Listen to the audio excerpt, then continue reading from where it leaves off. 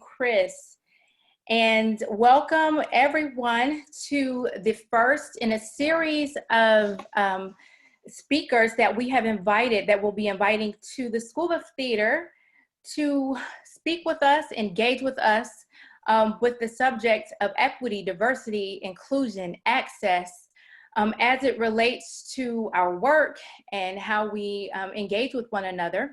As we all know, there's a lot happening in our world and our nation with respect to these issues. And we heard from our students about their desire for us to be purposeful in our work this semester with regard to issues and involving racial justice. So this speaker series is an intentional and purposeful choice to take the time to dedicate, to offer opportunities for our School of Theater community to engage in these so important conversations. This is our season. We are not operating in business as usual. We are really looking to do some of the hard work. And with that said, we are so happy and delighted to invite Dr. Wanda Knight to speak with us this evening. Dr. Knight was generous and came to our faculty and staff retreat earlier before school started, and we were so impacted by her program that we asked her to please come back and share it with our students, those of us who are here tonight. So we are recording this so that any folks and friends and family who are not able to join us can take advantage of looking at this later. I'm going to read some of Dr. Knight's bio. She has a long list of accomplishments. I will read just a few of those, and then we'll get right into her presentation. So tonight we have Dr. Wanda Knight with us. She is an associate professor of art education, African American studies, women's gender and sexuality studies, and she is the professor in charge of the art education program.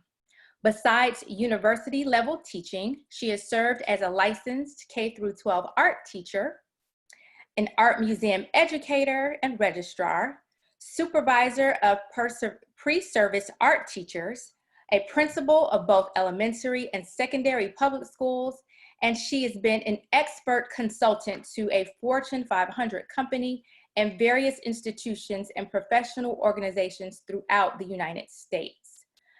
Dr. Knight led the High Impact National Art Education Association Task Force on Equity, Diversity, and Inclusion, and she fulfilled that association's charge of bringing forth actionable recommendations to the NAEA Board of Directors.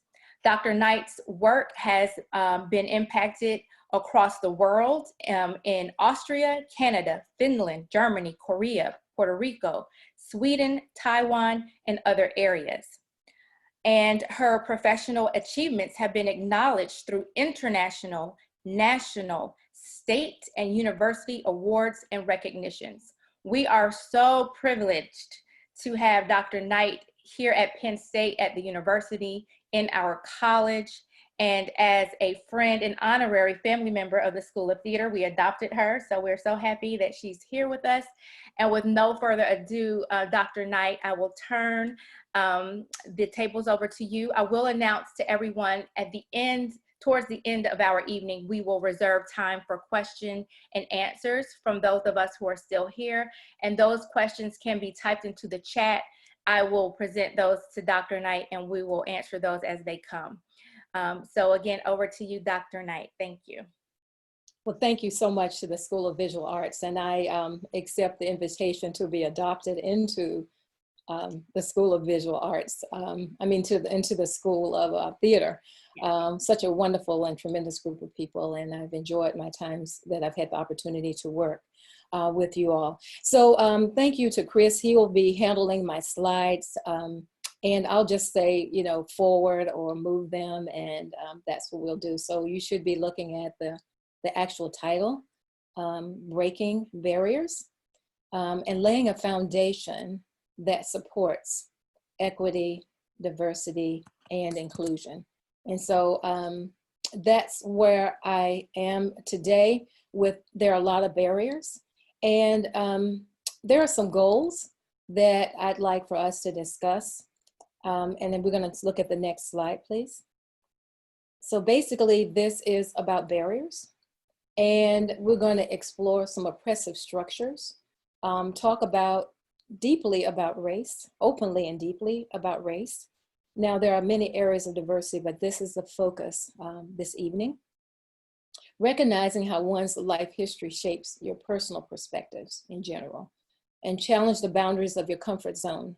If you walk away today or this evening feeling that there's nothing there that was disquieting or made me a bit uncomfortable, then I've only given you a hug today. But the goal is to create some discomfort, and I want you to lean into that discomfort.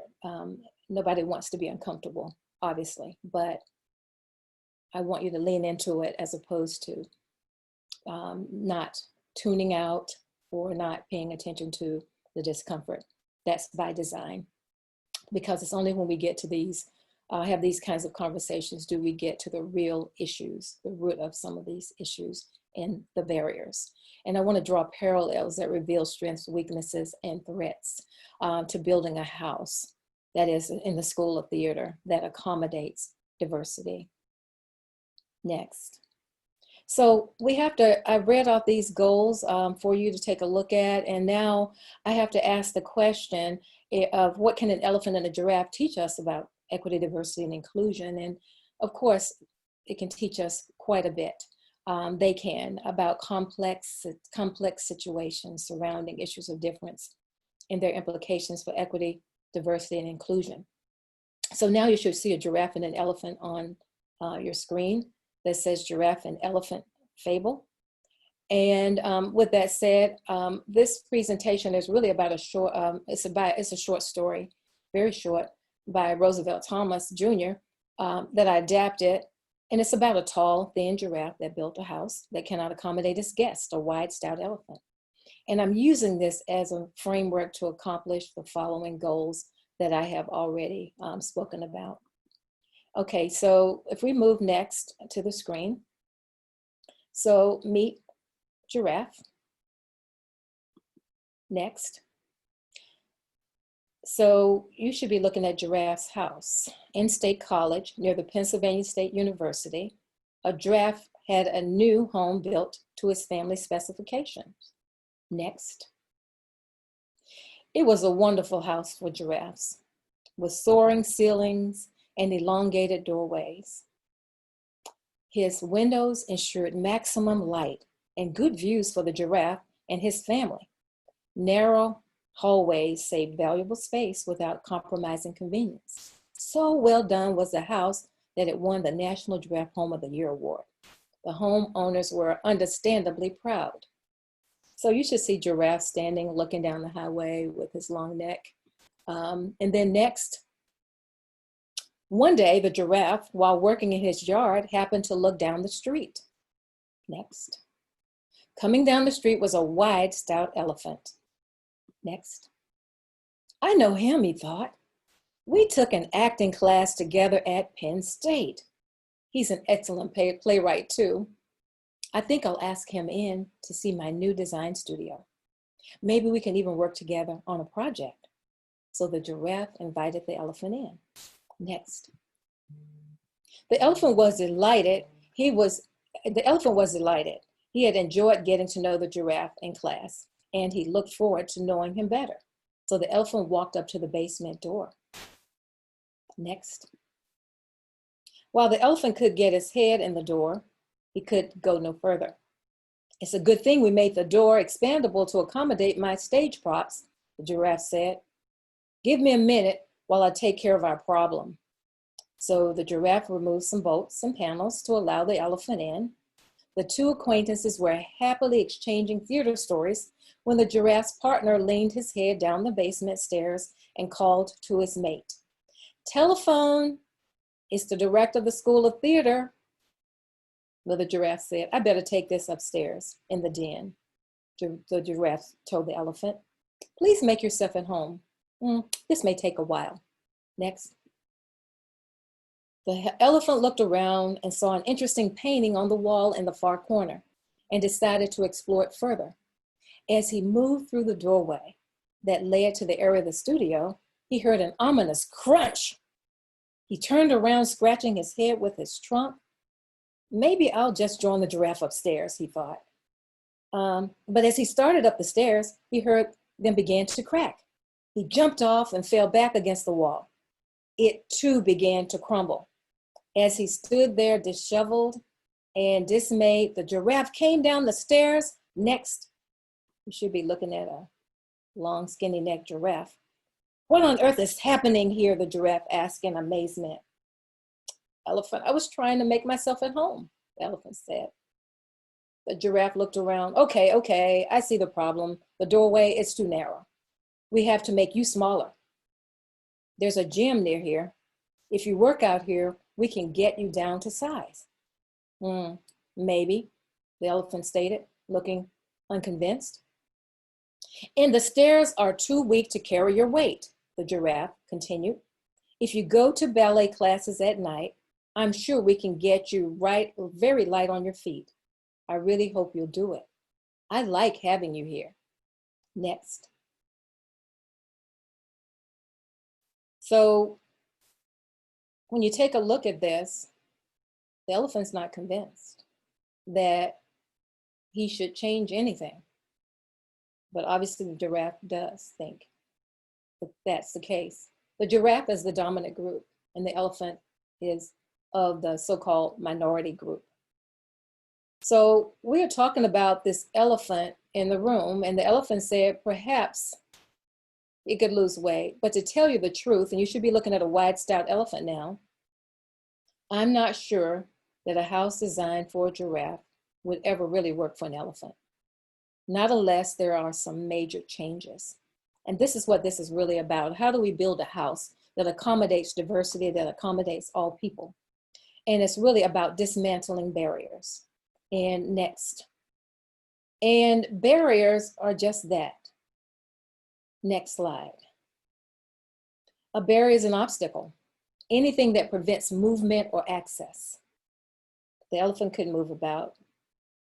They invited him into the home, but there were structural barriers.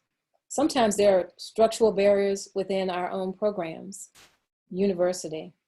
They're organizational, and there are even cultural barriers. Sometimes there are even barriers that we create ourselves. Some barriers are seen while others are invisible. So really, to dismantle barriers is complex, and it requires action on several fronts. And really, we can even start with ourselves, and we'll talk more about it.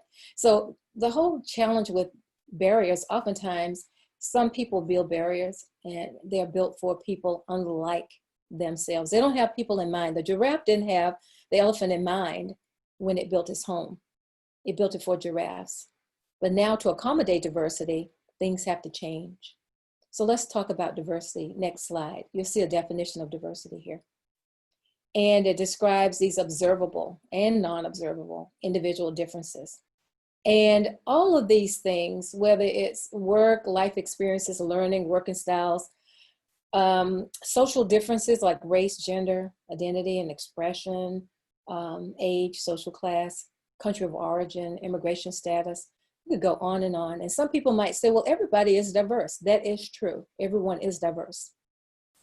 However, some forms of difference make a difference more than others. And oftentimes those are the ones that create barriers for some while benefiting others. And this is what is needed when we want a dynamic professional community. We want to think about the barriers that exist. So let's look at some of those areas in the next slide.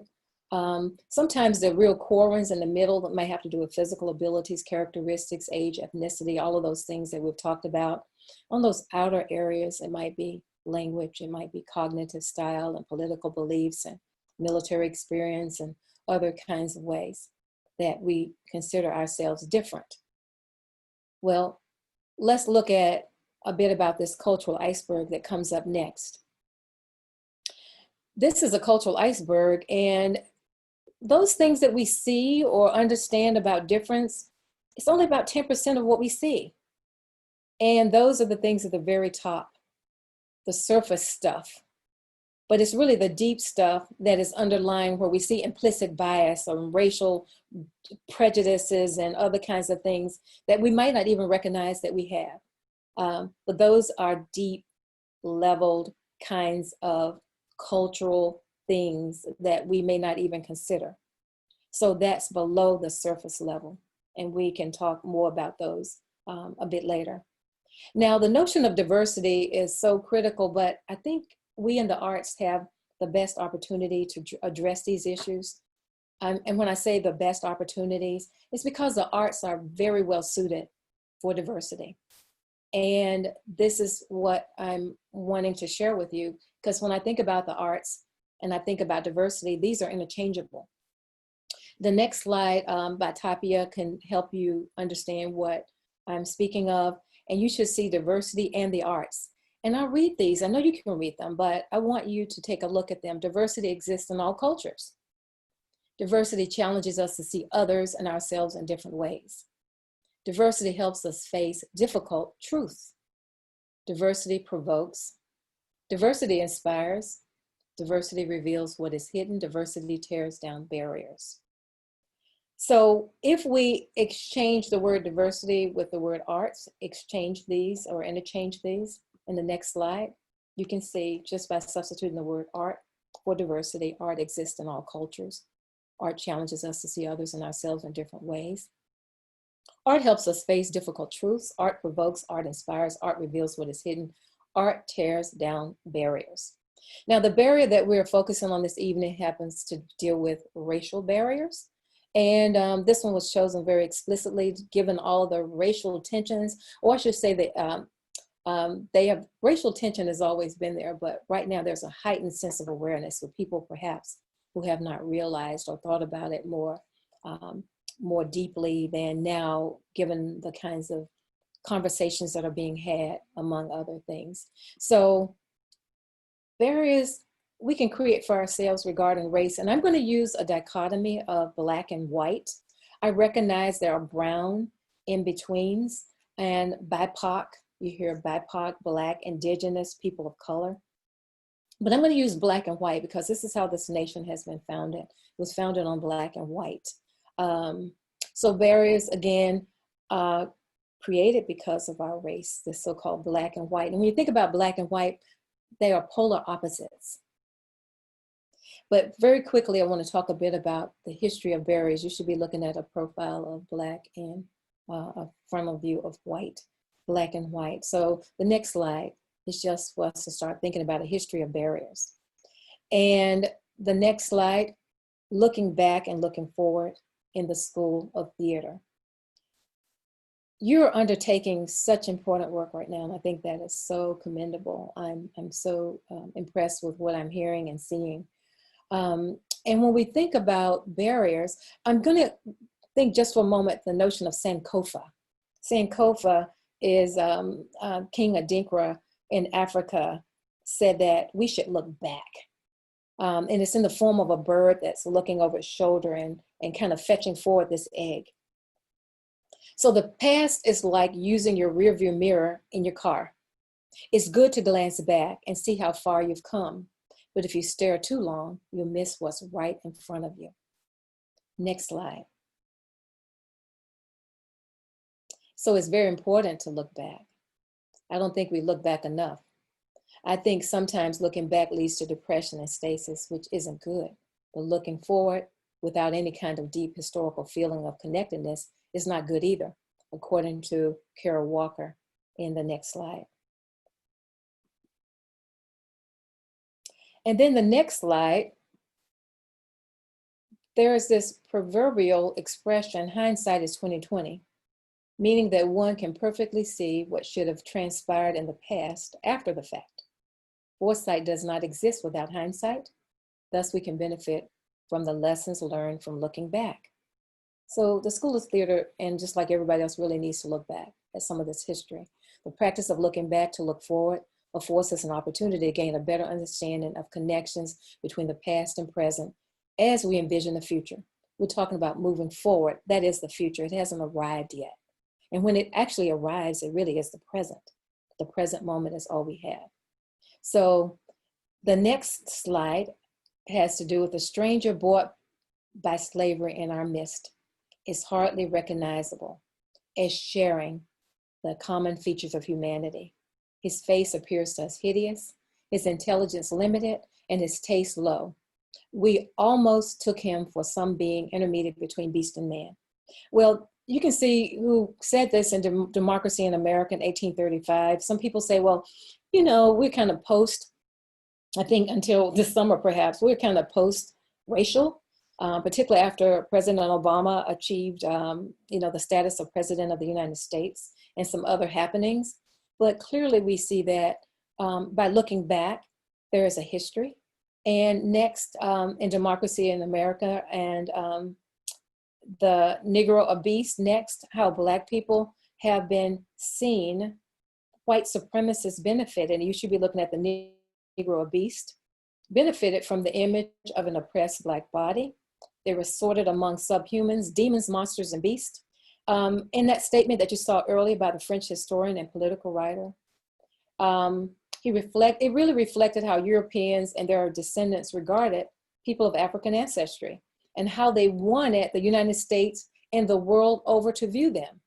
So all of these authors and different people produced books that tried to generate scientific and biblical evidence that Black people or anybody who descended from Black people were beasts rather than human beings. And there's so much scientific research and work regarding this. And really, in order to prove this, they even looked at people, Black people being some other species other than descendants of Adam and Eve. And there are these various books, numerous people, and I encourage you to take note of that if you'd like to. These phenotypical differences between Blacks and whites, skin color, the hair, the skull shape, the cranial capacity, among others. And these are still with us today. Again, these descendants, he says, were more akin to primates. Next slide. So there were all these stereotypes, and I like to think about stereotypes. This has a lot to do with a lot of the work that I'm doing regarding racial stereotypes and representations. And I look at the past, how it has influenced this moment or this future. And I collect this Black memorabilia, Black Americana. And obviously, if I have it, I've been collecting this stuff now. This is not things that are way long gone. These are very prevalent and easy to get hold of. In the next slide, you'll see that white colonizers and white people, they actually had a stereotype for the whole Black family. You see the Black cat, and you see Snowball Black and Coal Black and Jet Black and Ivory Black and Mrs. Black and, you know, again, Ebony Black. So this is a postcard that shows all the stereotypes that they could think of. And the reason the issue of stereotyping is of grave concern is that the history has shown us that stereotyping really leads to scapegoating, that leads to discrimination, that leads to segregation, that leads to physical violence, that leads to state-sponsored genocide. I wonder if any of these things are familiar or pay attention to these. So again, these are lessons that we've learned from not only the Jewish Holocaust, but the genocide of Indigenous Americans and the lynchings of African Americans, so forth and so on. So next, I'm gonna just examine some of the predominant stereotypes, visual representations of Black men, Black women, Black children, that white supremacists, and this is a lot about white supremacy, constructed to distort truths about Black people and make them into these fixed stereotypes. And when you think about supremacy, supreme, I'm the best, that means somebody's got to be lower than you are. And so there are these stereotypes, and that's really important to consider when we look at these racial divides. In the next slide, you'll see the so-called Sambo. And this was, again, a stereotype of the most enduring but damaging depictions of Black men during the slave era. So when you look at these phenotypical distortions, you're going to see something very characteristic of them all. You're going to see jet black skin, oversized red lips, bulging white eyes, again, this was commonplace for these visual representations. So, you know, Black people, here's a stereotype. You'll see them. They're musical, dancing, laughing, lazy, irresponsible, simple acting. They're docile and they're subservient creatures. And again, there was a typical watermelon eating plantation slave, according to United States slave owners in the South. These people were, they lied, they stole, and they were kind of childlike. They needed the master to take care of them. And that was one way that they could say, see, slavery is a good thing because they're lighthearted, they're really enjoying this space, and we're taking good care of them. But we know that may not necessarily have been the case. In fact, it wasn't in most instances.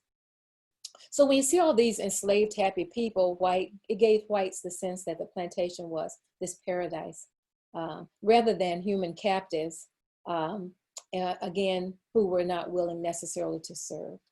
So, and to the notion of this being happy slaves, it really resolved the myth that, and the moral and political struggle associated with institutionalized human enslavement, really in a free society based on democratic ideals. So Civil War, you know, happened, and white oppressors endeavored to increase distortions. So if you look at every period in history when something significant changed or happened, then there was another stereotype. So the next one is the coon. Coon was this blatant disregard for anti-Blackness. And it's very derogatory. The term coon is an abbreviation for raccoon. So remember, there's a theme of animals, subhuman, less than human beings. First and foremost, they quote, "This is the pure coon emerged as a no-account niggers through unreliable, crazy, lazy, subhuman creatures, good for nothing more than eating watermelon, stealing chickens, shooting crap, or butchering the English language." So similar to Sambo, he was slow talking, inarticulate. They were just buffoons. However, the coon differed from the Sambo. The coon was not happy to be enslaved, according to those, because now we were moving more toward a liberation. And now we have to distort this Black person further, this Black male. And here's some more images of the coon. The next image, you'll see coons, we all look alike. That's why blackface is problematic. I've heard students and other people say, well, it's just fun, it's blackface. But if you understand the historical significance, it is very problematic. White people dressing up with inky black skin, living out these stereotypes that are very problematic. And next, the Tom was a stereotype of older men. And he was very similar. He was a docile, older, desexualized man who was really non-threatening to white people. He usually was portrayed as a wide-eyed, dark-skinned, grinning man, a cook, a butler, a waiter, a field hand, or a porter. He was really faithful, obedient. He was a happy servant. And you see him a lot in movies. He was beaten, dog, and slave, but he still loved his master, his massa, in fact. He was stoic, he was submissive, and he was selfless. And as a consequence, he became an endearing character on the white screen in some instances. And he was a hero of sorts to some. And in the next, but however, an Uncle Tom in the Black community among African Americans is not a good thing. It's really considered pretty negative because this person is considered someone who is trying to gain a white person's approval by doing the bidding of the white person or the master. So that's not a necessarily good thing if one is called an Uncle Tom in Black culture or African American culture. And the next slide shows just a few of the books like How to Be an Uncle Tom. You see him a praying person. And then later on, you see next the brute.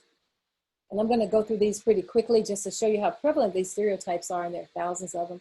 Again, this was a beast, animalistic, he was destructive. All he was interested in was a white woman. And you'll see that in this one, well, from my hide, I'm having chicken for breakfast.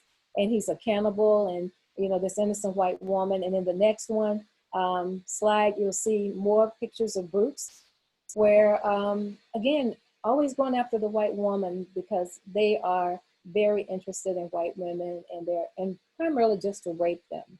And at the lower right corner, you see destroy the mad brute, enlist, even during times of war or when they were recruiting people for to sign up. Then, but you're looking at this monkey and this ape-like big gorilla thing that's this helpless white woman.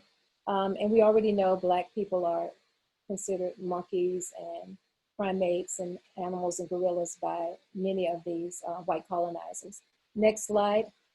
If you're not convinced, then here with LeBron James and this Vogue cover, which took a lot of flack once it came out.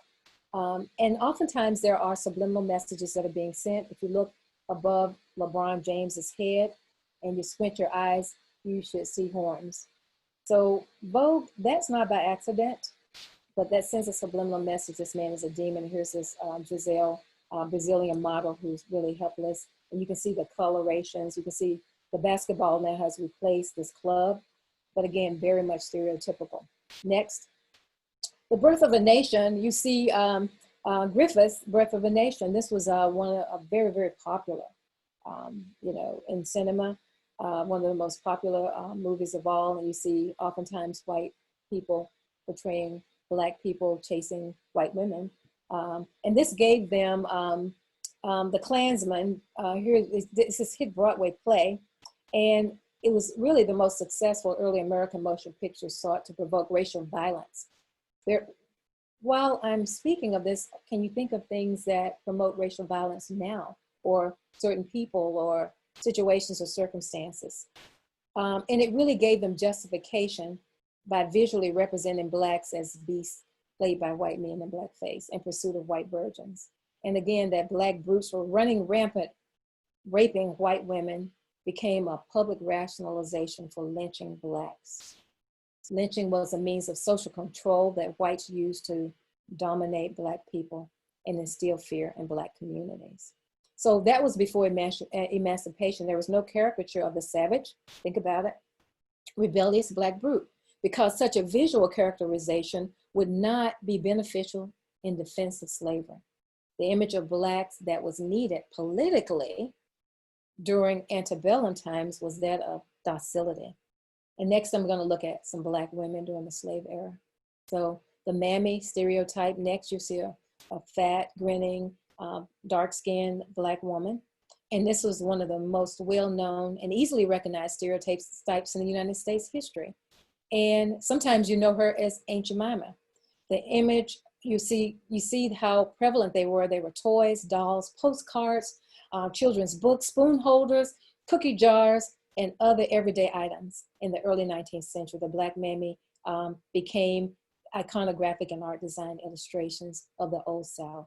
Visually portrayed as a fat, pitch black domestic servant with huge breasts and large buttocks, wide grin with big wide teeth, and a handkerchief covering her head to hide her kinky hair. Again, she was the female counterpart to Tom.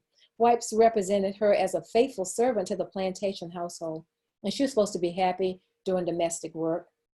And again, she protected the white family and was loyal to them, but allegedly she despised her own Black family. She was happy to care for the children of the white enslaver, even though she placed hers in very precarious positions, nursing her future, which was really interesting. She was nurturing her future owners. These images showing constant contentment emerged in support of slavery and was designed for proponents of slavery to uphold the image of a unified South. So even though Blacks' skin was scorned, these were really exaggerated. In the next image, Aunt Jemima, and most of you recognize with this latest movement during the spring and summer after George Floyd, they're retiring the image of Mammy. And we know that there was no such person that existed titled Aunt Jemima. This is a construction. Next slide. And here's some different boxes. And in some cases, she's a bit lightened, like in the second image from the left, she's lightened. That was more of a recent image. Next slide. And so here you have Mammy, standard of beauty, femininity, and again, womanhood. Those that were valued by society were not the dark-skinned and obese ones. So you see this mammy with these broad arms and big shoulders and this ample girth and this wide stance. And yet she's beside this, she's more masculinized. And you see this thin, corseted, white, beautiful, delicate woman that is the epitome of whiteness and beauty and sexual beings, but the mammy wasn't sexual, and that's why she could be in the household taking care of kids. But we know that there are diaries and letters of enslaved mistresses that report conflicts and disagreements within this happy so-called plantation, because we know that the master did have sex with the mammy. And we know also from these diaries and the research that women in most cases, that they had sex with the white master, it was mostly rape. It's not to say that some didn't have consensual sex, but most of the time it was rape. And so the next slide shows you the tragic mulatto, who is the offspring of the master and the mammy. Oh, she's beautiful, but she's tragic because she doesn't know whether she's black or white. She's right in the middle, and she's really, not happy. And visually, she is beautiful, and people don't understand that. But the thing about it is, animal still, she's an animal. A mulatto is a Spanish term which means a small mule. So such a reference to human beings was intended to be the meaning to white supremacists and enslavers. Because biracial human beings were subhuman, nothing more than an animal, a mule, the sterile offspring of a donkey and a horse, which resulted from cross species, again, mating. So the mulatto is brought here with the notion of you shouldn't mix races here because this is not good, and we know the story behind that. So I'm gonna move on to the next slide. Then you got the Jezebel. So when you got the mulatto, so the women, when times change, women, oh, they're promiscuous. So yeah, we're having sex with them according to white supremacists, but they want sex. They only want it with white men. And you see, I went all D-way with LBJ, and that's a pregnant, LBJ is Lyndon B. Johnson, our former president. And you see they're nude, the hearty, again, the hearty hello, and their behinds, they're exposed. And you just see promiscuous women, even in the lower left side. These are drink stirrers where you got women at different ages. And so this is everyday stuff that people saw. Next slide, please. So the sapphire is what is known as, she didn't have a particular face or a particular stereotype look like the inky black skin, but she was mean. She was full of, she was just nasty. And Sapphire Stevens, Amos and Andy, kind of about that period, this one emerged on the scene. And this is a stereotype of the angry black woman. And so you got 2 for 1. You got a woman who is beating up on a man, and she's emasculating. So you get to beat up on the black man through the black woman, but yet you're also beating up the black woman as well. So in the next one, you'll see the pickaninny. So these were the children. Remember I said there are stereotypes of everybody in the black family, if you look at it historically. And the pickaninny is usually somewhere between 8 to 13 years old. They were just small coons. And next stereotype, next slide, you'll see many from pictures where people exploited little black children. They have them in the middle to your far left. You see kids sitting on a limb, photographers call them blackbirds, and they're sitting. You see kids crying and crawling on the ground with animals. And they depicted kids and others in the worst possible light. There were artist paint books. There were any kind of thing you wanted to see. They were being chased by animals, eaten by alligators. Next slide. Even there were messages sent, you silly goose, don't poke your nose in other folks' business. And there's all of these Valentine cards, anything you wanted to see. And white people, these are my cards I've been collecting, and I've been analyzing the messages on the back of these cards just to see the kinds of things that people have said and thought about. And it's really amazing. It's fascinating. And these cards were sent every day, and the messages are very interesting to read. So next slide, I wonder, how do you understand race? So I've given you a bit of the history. How do you understand race? And we don't need to go into the chat or anything, but I just want you to look across the continuum. And this is an exercise for you, exclusively for you. And you can monitor your own thinking and thoughts. So if you look and you look across a continuum, you can, whether the white person is to your right or to your left. So when you look to your right, you can say white or left. Is the white person on your right or left? Well, I've tried this a few times and almost nonstop, everybody says the white person's on the right side. And almost everyone says the black person's on the left side.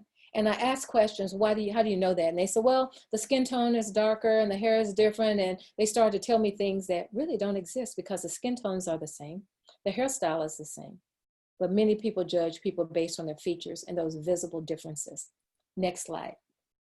So I want you to think about white people and black people, and remember that dichotomy, I'm using that, develop very differently.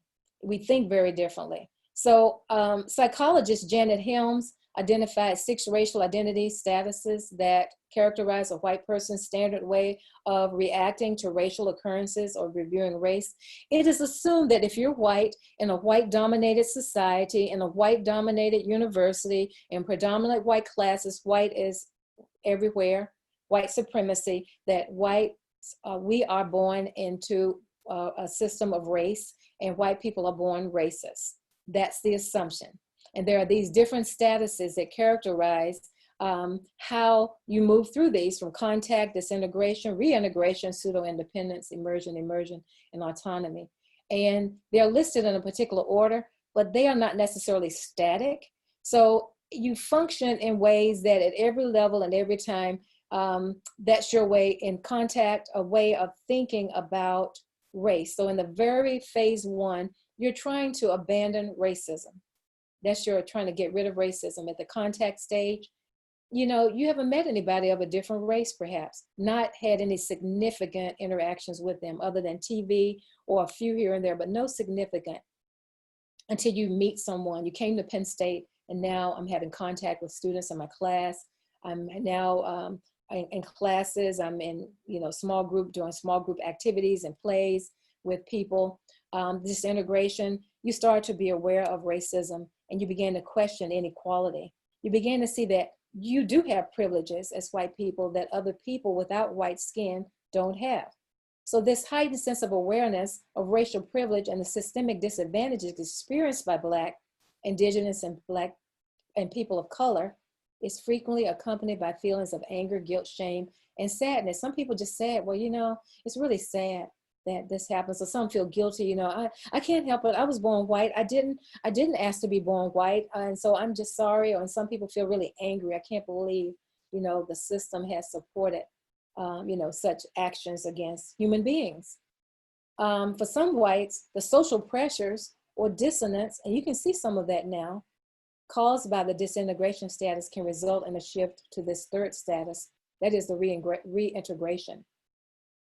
That means that you return to your previously held prejudices and negative stereotypes, your racist beliefs, and denial of responsibility by blaming the victim. I didn't cause this. It's their fault. I work hard. We work hard, and they should be able to pull themselves up by their bootstraps. So you're blaming the victim. Whites in reintegration see themselves as being besieged or victimized by oppressed groups whom they perceive as so-called reverse racial discrimination against whites.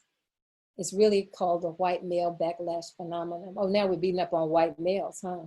No, but when you think about reverse racism, there is no such thing as reverse racism, for the record. Racism is a system. That's why we're talking about systemic racism. And it has to be a group of people that has created political, economic, social inequalities through laws, practices, procedures, etc. And we don't have that. We can't reverse that. There are not enough so-called people of color who have harmed white people politically, economically, and socially as a group. So, and I don't need to go too much into that. So that's it. Then you pseudo-independence. You try to abandon racism. I'm learning these things, and I'm acknowledging that I have white privilege. at the intellectual level, but not really necessarily having a positive sense of whiteness. You know, I'm white, but I didn't ask to be born white, but I'm okay with white.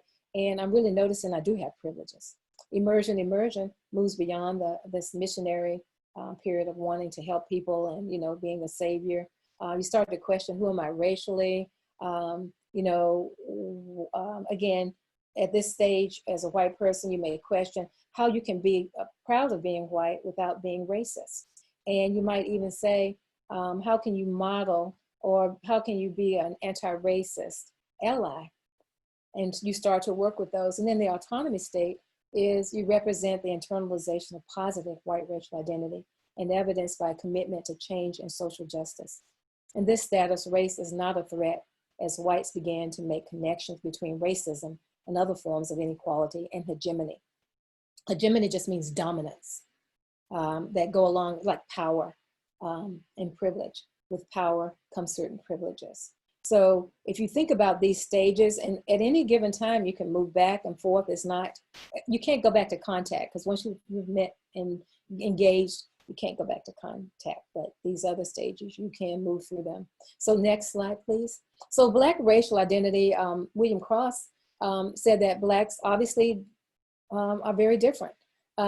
You'll see here, there's a pre-encounter stage where, you know, Black people identify with being white. I like white culture, and I'm rejecting. I don't relate to the Black people or their culture, even though I might have Black skin or whatever.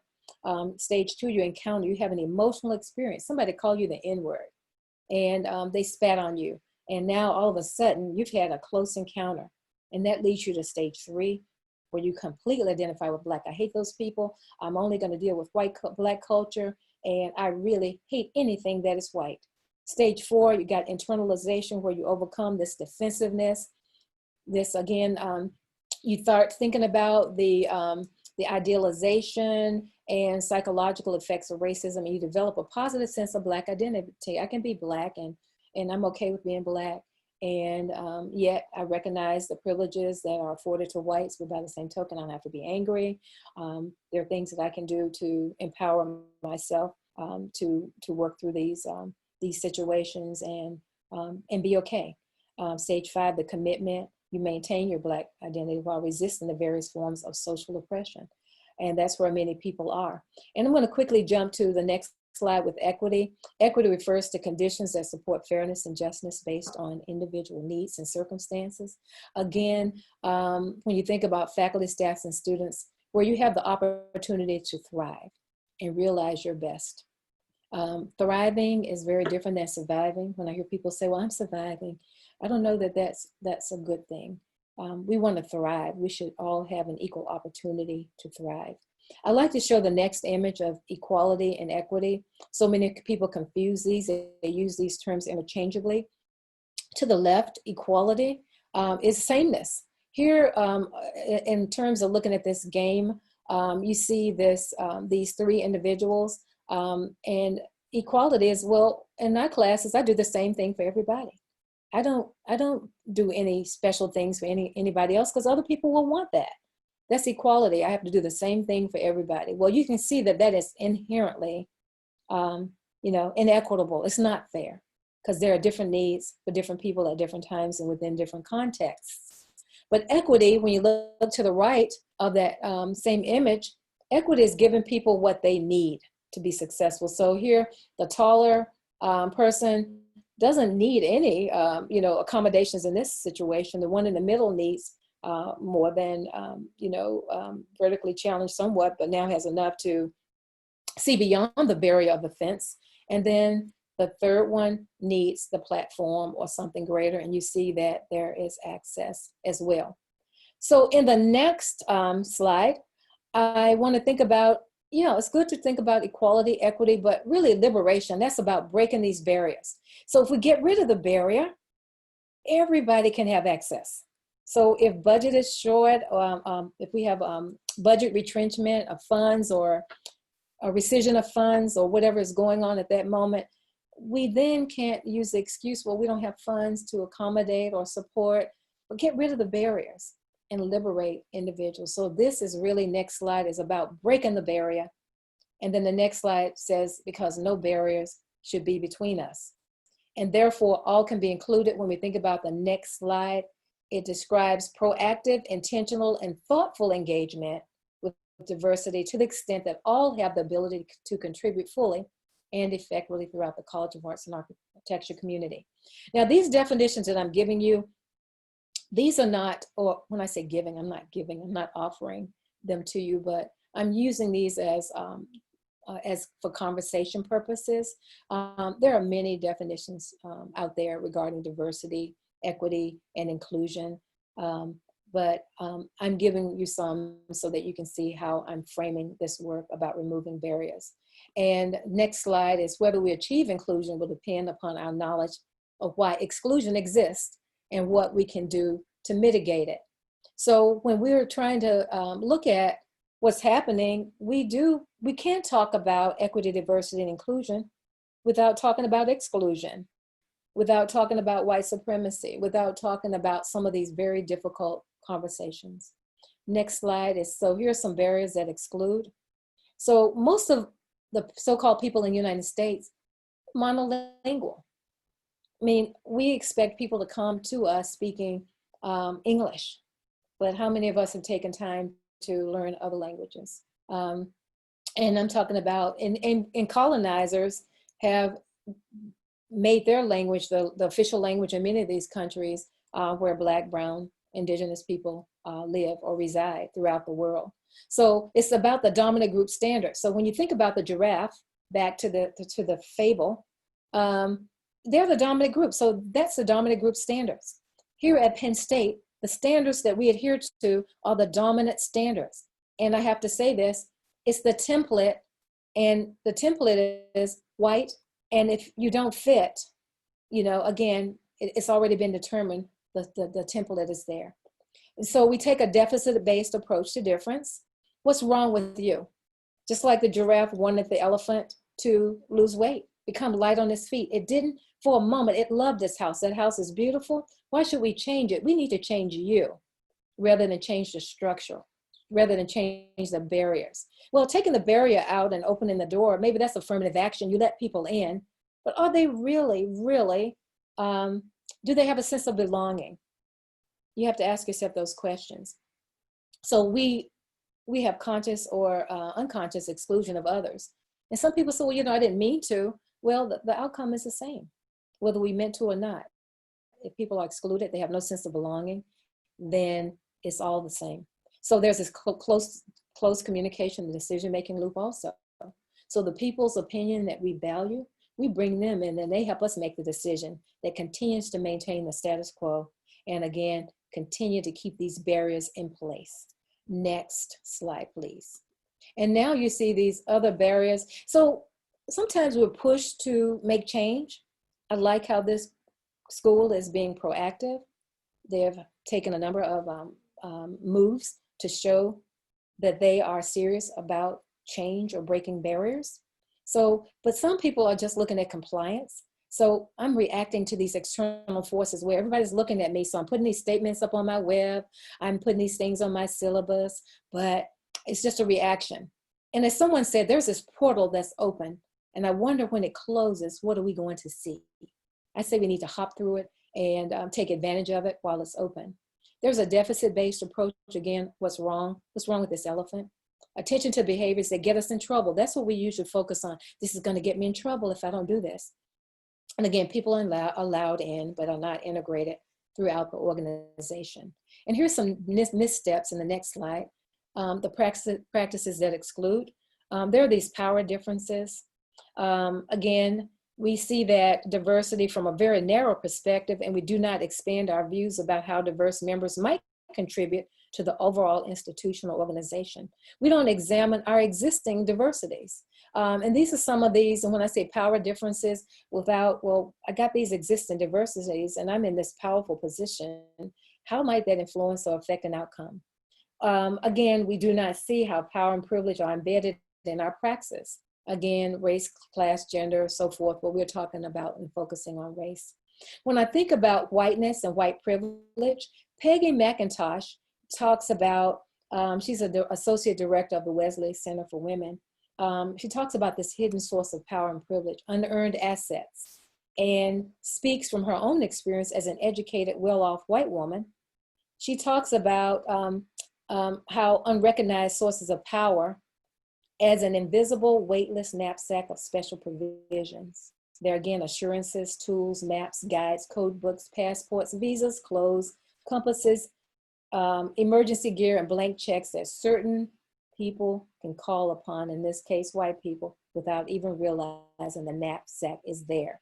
I say that whiteness and white privilege and white supremacy is like water to a fish.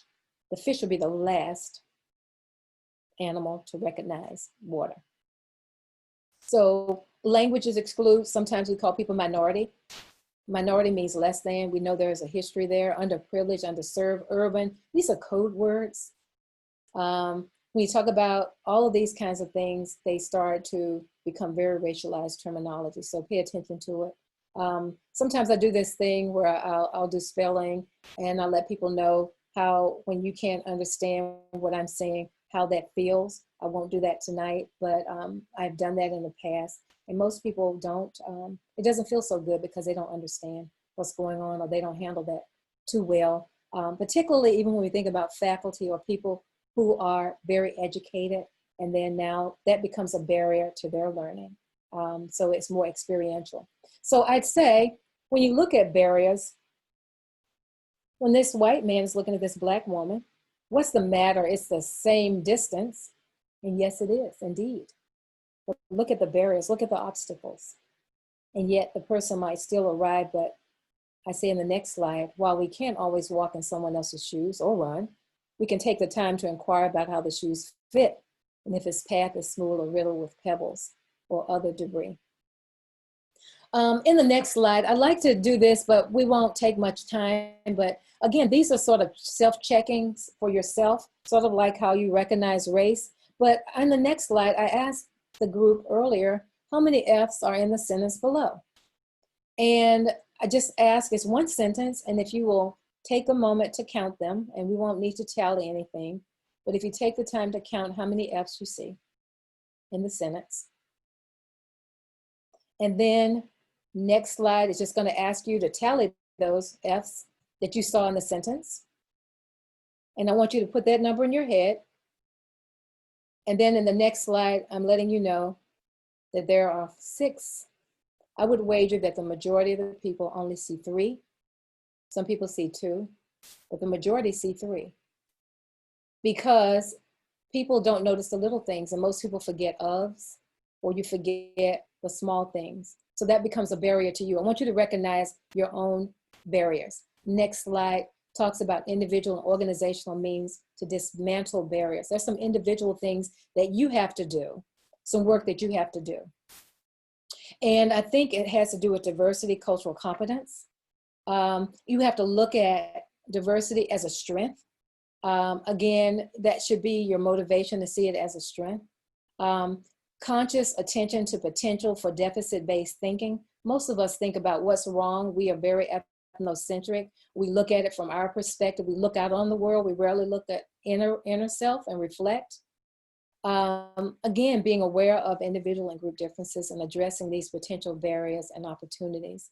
And you have to really pay attention to difference, because difference does make a difference. And it really needs to be a strategic component. It has to be intentional, and it has to be, again, very strategic, built into all facets of all that you do, a part of your mission and vision. Now, a lot of us have ways of thinking about how to get there. Here's the next slide. If you look from the top to the bottom, both of these animals, donkeys, or asses, or whatever you choose to call them, have the same goal in mind. They want to eat. So if you look down the entire, you see something starting to happen until people figure out how to work together. That's when I see us starting to dismantle some of these barriers. And next slide talks about this dismantling, and it's a part of the transformation that's critical to break through barriers. We have to transform our organization. Obviously, to transform means to change. So there are various ways to have that happen. And honestly, I have to just continue to say this. This is difficult work, very difficult work. It's emotional, and it's something that we must continue if we were to see change. If we want to see change, we have to be change makers rather than change takers. And I'll say that throughout. And I've shared with the School of Visual Art, I keep saying School of Visual Arts, School of Theater, some of the ways that I have thought about transforming barriers, ways that I have continued to keep myself energized. I love this work. I love this work because I see it can make a difference, and I believe that it will. So I wouldn't do it if I didn't think there was an opportunity for change. So in the next slide, breaking barriers. These are some strategies for ourselves personally, professionally, institutionally, however. But I think it's about passion. You should see passion on the screen, because passion for equity, diversity, and inclusion, I really believe it should fuel our, whatever we do. You got to have the passion, and that's what's going to continue to give you the energy and drive. As artists and educators and whomever our title or whoever we choose to be, it's our responsibility to acquire the knowledge, skills, and disposition necessary to transform unjust structures into different settings for teaching and learning, or otherwise. And notice how I use the word acquire the knowledge. Sometimes we're waiting for people to give it to us. It is our responsibility, and we have to have the passion for doing this work. Next slide. It's about beliefs. Our leadership reflects our worldview. Our leadership, whatever we do. So as different individuals, we bring values, beliefs, and assumptions to yourselves as students, as faculty, as administrators. We come with different assumptions. We come with different values and beliefs. That's unavoidable. So our personal beliefs concerning diversity, equity, and inclusion will determine whether we really work to advance EDI initiatives. So if you think it's something that doesn't need to happen, or it's not worthwhile, or it's not impacting you, then you come with those kinds of beliefs. That's really critical that you're aware of your beliefs and your values and the assumptions. Next slide, as I deal with curriculum. I want us to notice that teachers in particular, we are gatekeepers to the curriculum. Every act of teaching, or whether it's leadership, is political. And so many say, I don't want to do politics. I don't want to do politics. I just want to close my door and teach. I just want to teach. Well, guess what? If you're teaching, you're dealing in politics. So you're not just teachers, you are socially just teachers, or just teachers. We exercise political choice when we incorporate EDI issues into our lessons. Likewise, we use political choice when we avoid topics of equity, diversity, and inclusion in the curriculum. In each case, we've made a conscious or subconscious judgment about the value of equity, diversity, and inclusion. And then the notion of change, and I'm going to always say that because I have a new grandbaby. Well, she's not too new, but I got pictures of her, and she's learning to walk. And I think it's very interesting, but I think about change. Change is unavoidable. And I always say this because the only person that likes change is a wet baby. And I'm going to continue to say that. Change is unavoidable. And if anybody doesn't recognize that now, given COVID-19, given racism that we see, given all the daily changes, then I don't know what else I can say. So my question is, or a statement might be, isn't it best to effect change as change makers rather than let change affect us as change takers? The next one, I want us to think about success and failure. Failure is feedback. I don't see it as failure. So we have to call it failure, I guess, but I see it as feedback. When leading, we must give ourselves permission to fail in order to succeed. And as I said about my grandbaby, as babies, we learn to walk by falling. With each failure, we were one step closer to reaching our goal. If you're not incorporating equity, diversity, and inclusion, or paying attention to these issues, you have to ask yourself why. Why aren't you? And if you're not, then Why not? If it's about fear, recognize that fear does not exist. Fear is an imagining. Your imagination, this is what might happen. I might lose my job. I might say the wrong thing. And therefore we stay in a state of paralysis. But again, success and failure, that's how we will learn. So, you know, if you have fear, then think about the source of fear and what that means and how you can move beyond so-called fear, which is really your imagination. Perseverance. To persevere is to keep trying. It's better to try and fail rather than fail to try, to affect change for socially just practices and for ED&I, you know, breaking barriers. Determination and persistent effort leads to success. But most people who lose a race, just quit, just short, they quit just short of the finish line. So again, perseverance, so persevere. And then social networking. I keep talking about this important social networking because we keep saying we must socially distance ourselves. Well, we'd have to physically distance ourselves, but we need to socially network more. Isolation can hinder our efforts. So that's really important to stay connected. It's valuable for us to stay energized by developing supportive social networks with like-minded, progressive people who have oriented their work toward social impact and change and equal justice and racial justice. So with that said, it's our responsibility. We have a tremendous responsibility. I know, and some people think, well, I don't have time. I don't not have the time because our responsibility goes beyond just teaching, leading, managing, or whatever role we play or being a student. We have a responsibility to be agents of change within our own context.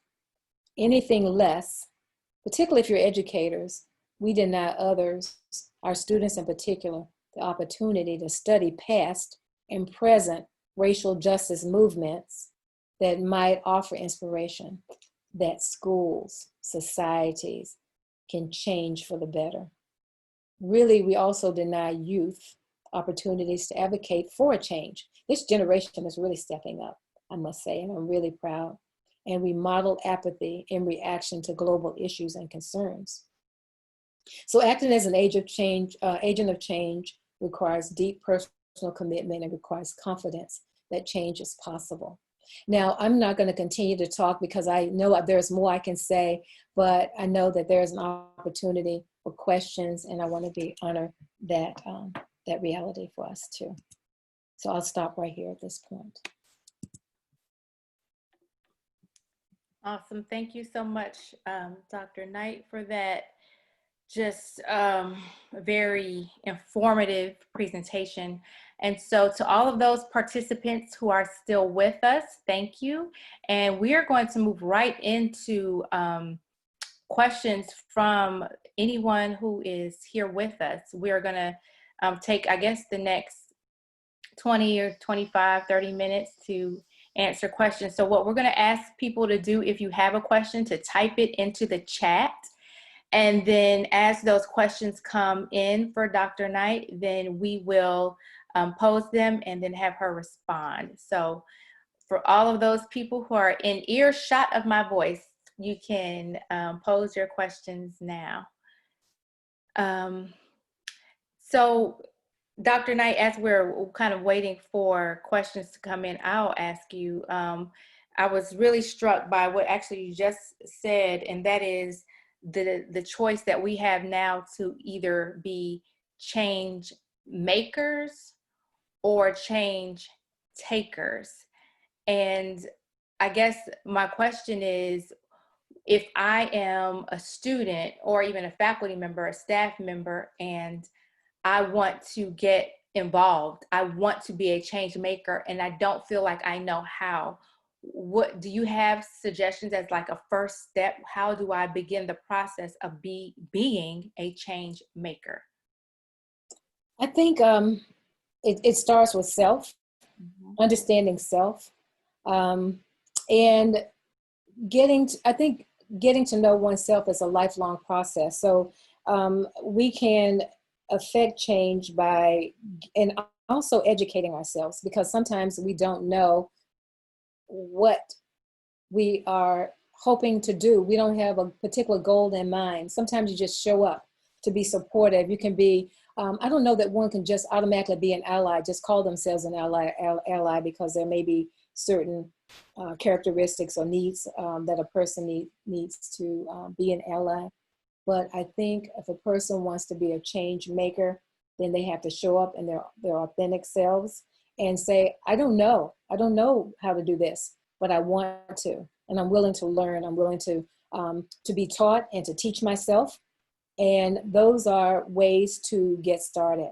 But definitely those people that are on this call this evening are educating themselves or hearing or listening and questioning. One of the things I think people have to start to question, if you go through life and say, well, you know, everything is okay, you're taking the change.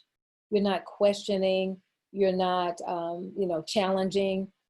I think a change maker is one who is questioning. Thank Questions. You're always questioning. Yes, and we have a couple of questions that have come in. That was great timing. So the first one is, are there any inspirational or informative documentaries, books, or movies that you would recommend? Oh my gosh. I think, you know, so many people are spouting off some of the same ones. We've heard how to be an anti-racist, but again, you know, white fragility. It depends, and there are movies. I think any movie that one watches can be an inspiration, because if you just look at it as something that's just informative, because I'm going to confess to having a problem. I analyze everything. I look at every movie. I think about the interactions and the social. I just think start to do that critical eye. There are documentaries and books and that I would recommend, but again, it depends on the work that you need to do. Because I think, like, if I'm reading about white fragility, I know about white fragility. And so if I recommend that to you, then, you know, because I work and deal in it daily. So my question then becomes, what might be inspirational to you may not be inspirational or informative to another. So that question to me is difficult, but I'm open to, if you want to reach out to me and say, this is where I am, what do you recommend? I'm happy to do that. But I think if I just go with some of the typical books that we've all listed, the movies that people are watching, I would say that to educate yourself, there's and see, this is nothing that I'm getting from this, like Diversity Inc. that .com. Those are free places that you can go to learn about contemporary diversity issues. So as you start to learn and inform yourself about what's happening in the world, then I think you can do a scaffolding approach to learn maybe some historical context or what is happening, because just to dive in there and start digging in, there's a lot of stuff out there, but I'm happy without knowing the context to say, here's some great books, but they may not be great for that individual. And being able to address a specific need that an individual might have when it comes to educating. Awesome. Okay, we have another question. How do I know if I did not treat a student equally? I have the diverse makeup of students in my shop, and to my knowledge, I have treated them equally, but how do I know?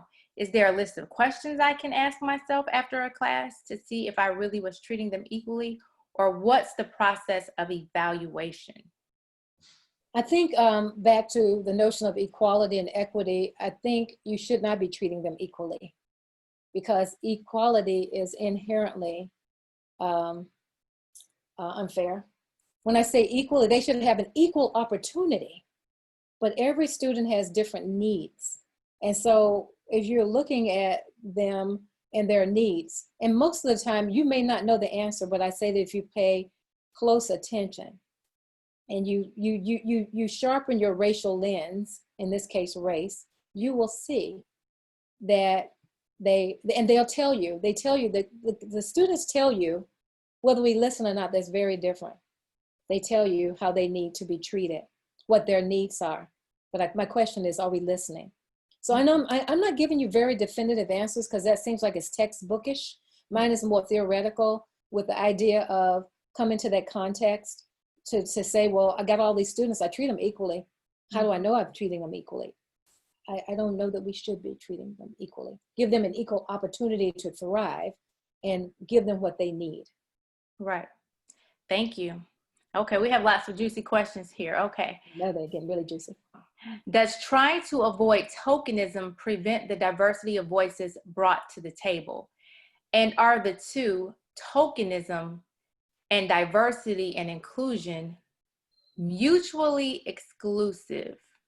That's a very deep question. That's deep. So how long you want to be here? When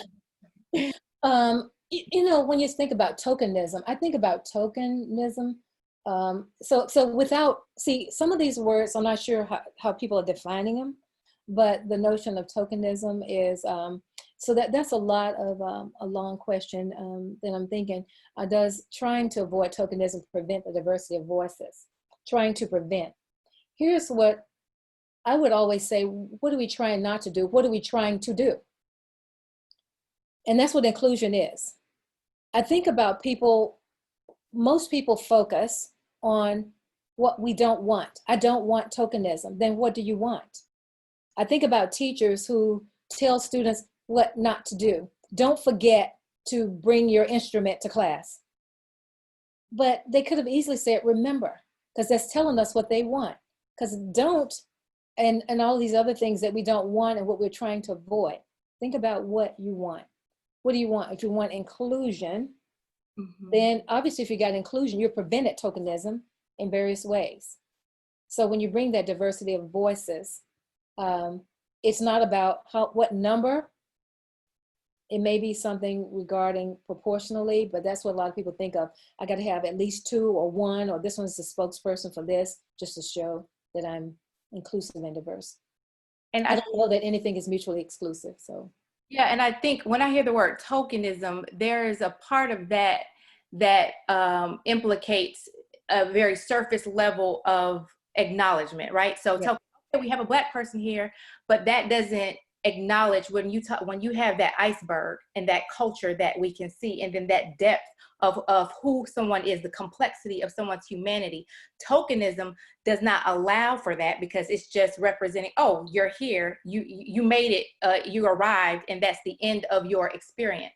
Right. And so tokenism to me is a way of being negative because it does not acknowledge the full holistic humanity of whoever we're talking about. And that becomes back to the elephant and the giraffe. It doesn't give people a full sense of belonging, because I have this question quite a bit. We invited this Black person to join our board, but I said, well, why? Well, they couldn't tell me why, because they were just simply saying that, oh, it's because they were of color. I said, well, what do you see them bringing that you can now fully incorporate and integrate, as opposed to, that's why I said avoiding the tokenism and getting away from the negative part of that equation, tokenism. Yes. So next, can you talk about the best ways for students and faculty to discuss sensitive racial histories in the classroom? Blackface is unfortunately a prevalent part of theater history. How can we learn about and discuss this in class while keeping a safe and respectful space? A lot of questions in there, and I think that's a good point of departure. It's been my experience that if you have community agreements, or I call them rules of engagement, I've shared that language, where students collectively, you don't come up with those so-called rules or community agreements. They do them together. My students did it today in my class. They came up with these agreements in their breakout sessions, and they brought them back. We agree. And whatever they say, then they are a part of it to say, this is how. So one of the students said, when we discuss sensitive issues, some of us, we want to lean into the discomfort rather than being uncomfortable and being afraid of it. Another one said, we can have the ability to have silence if we need to. You know, again, some of this stuff could be traumatizing to some people. And I think one of the things that needs to happen is be empathetic, be an empathetic listener to what students are saying. And it is a part of the theater, but have those conversations rather than, well, this is just a part of it and this is what we do. Why? And is that still appropriate for contemporary times? Again, all of these are questions that you have to ask yourself in your class. And if they say it makes them uncomfortable, have a discussion. Yeah, we have a curriculum and objectives and goals for the class, but help them understand why their fears, their angst, all of those things are really important. And I really think it's about building relationships. And that's when you build relationships, you can have those difficult conversations. Just like if you have a partner or someone close to you, you can say things sometimes other people can't say. And that's part of, and sometimes you hear those conversations with the N-word, you know, whether you agree with that or not. But that's sensitive language. It's sensitive, it has a sensitive racial history. And some people will use those terms in plays and other things. Some people say, I don't use it, I hate that, that's a horrible word. But yet, if there's a certain relationship, some people can and they do. And others could think they can do the same thing and they can't. Mm-hmm. Thank you. Okay.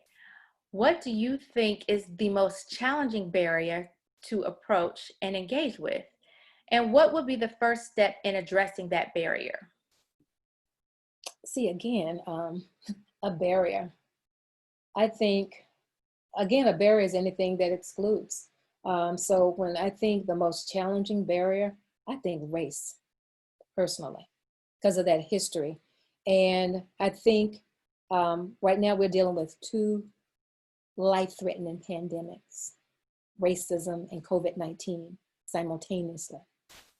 One of those will go away, hopefully before too long, but one of those has never gone away. 400 plus years in the making and still here. And I wonder how much attention do we pay to really tearing them down collectively. So that's what I'm seeing is the notion of race, because that seems to be the most polarizing. And I'm going to throw in here too, and when you conflate those intersectionally with gender, class, then you got multiple barriers, that intersectional component. So now they're oppressed from multiple ways. So these social identities become very complex. But I think the racial barriers have been the most persistent and enduring in this country specifically.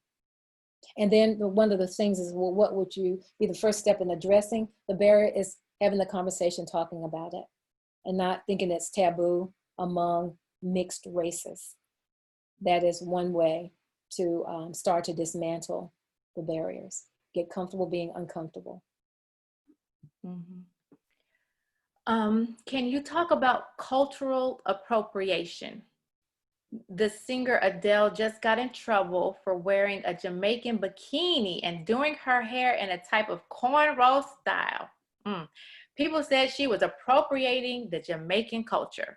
When I visited Jamaica, I almost bought a Jamaican tank top, but bought something else. I have some Japanese yukatas, robes, I think that's how you pronounce it, that were present and are very comfortable in the summer. Can I wear this in public and have it be okay? I loved living in Japan and the culture, and I like the way this robe feels. So can you talk about appropriation and where and when does this step over the line? Well, I think people need to really get a better understanding. Just because you put on something and you enjoy it, it doesn't mean you are culturally appropriating. I think a lot of cultural appropriation has to do with, I think it's stealing in many ways. You've taken that and you've made it your own, or this culture has somehow is owning it, as opposed to acknowledging, doing an acknowledgement of what, of where the genesis of this particular cultural origination. One of the early ons, even beside Adele, my notion of cultural appropriation goes back to Bo Derek, and it tells you how long ago I was. And I was having a conversation with a white woman, and she says, you know, the beautiful 10, 10, 10. And I kept saying, 10, what number? I don't understand what you're saying, beautiful 10. I don't know that the number 10 is beautiful. No, she's blonde, and she invented the braids. And I said, invented the braids? A white woman, blonde? You're talking about Bo Derek? Yeah, Bo Derek, she invented the braids, and I just can't wait to get those. That's cultural appropriation. Because now they're thinking that, and it didn't get recognized until the white woman you know, chose to dawn herself with them and come out of the water and, you know, emerge. And all of a sudden, that was something that everybody else who sort of white, and I've been in these countries also, not only Jamaica, where all the people are braiding the hair and braiding white people's hair, and parts of Africa that I was in as well. But I think just wearing something, I lived in Japan, had a child born in Japan. So I have some of these same things that you're saying, but I don't appropriate them as my culture. I acknowledge. And I think that's important to acknowledge, to give, help people understand. That's why we talk about land acknowledgements and other kinds of statements. When we acknowledge the source, then I think it's no longer considered cultural appropriation. You know what? I love keeping my hair this way because it's cool, it's easy, carefree. Yet I recognize and honor that it was started in this place. That's what I think about cultural appropriation. Absolutely. And we use in my class, I talk about the difference between appreciation and appropriation. So, and to your point about citing sources, right? We're in academia. And so one of the highest forms of respect in academic integrity that we acknowledge as scholars is to cite your sources. When you write something or if you borrow something and it's not yours, that's called plagiarism. That's a big no-no. So with the same thing we can look at with culture and identities. If you're borrowing, if you're using, then cite your source and let us know where that came from so we can give respect and honor from whence it came. Absolutely. And we do know that in our culture that appropriation happens far too often with different cultural components of who we are. Well, that was the last question. So Dr. Knight, you know that I probably could talk to you all night about this because your list, when you put passion at the top, that just warmed my heart because I am personally so passionate about this work. I don't claim to have all the answers. I know you don't claim to have all the answers, but what I can say that we share is a common passion and drive to search for the answers, to be curious about this work, and to be willing to engage in these conversations because I know I misstep a lot. I'm not a flawless human being. So there are times where I'm wanting to do the right thing and I may not.